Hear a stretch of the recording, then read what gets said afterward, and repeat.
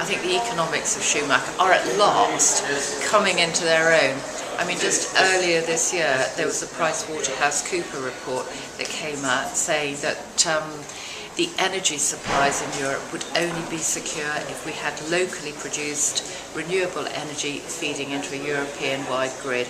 That was the sort of thing that Schumacher was saying 50, 60 years ago. And his philosophy in general of small is beautiful. This is really an important, valuable legacy he left behind for us. I think the fact that it's still enduring, 30, 40, 50 years after he wrote it, and the further we become more developed, the more his ideas seem to hold currency and relevance.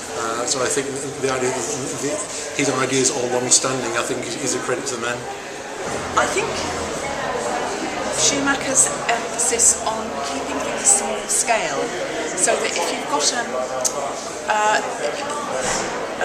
project, you can still have a project which affects or gets in touch with thousands of people, but it will consist of lots of small-scale actions rather than one enormous action. So, for example, I remember when I was working for Intermediate Technology years ago, they were looking at collecting water in dew ponds, which is a tiny sort of micro way of collecting water, rather than, for example, building a rather huge dam, you would look at lots of very small-scale things. And which aspect of Schumacher's work do you think has left the most lasting legacy, would you say? I would say it is the projects that are done in the places. I think it's work that he's done before. So the focus on the small is beautiful and how that affects people, and the principles behind that I really relate to and understand and believe in.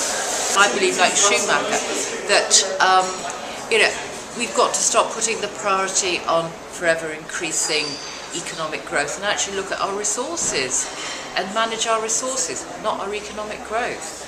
And do you have a favourite Schumacher quote? Yes. It's economics as if people mattered. Lovely. Do you have a favourite Schumacher quote?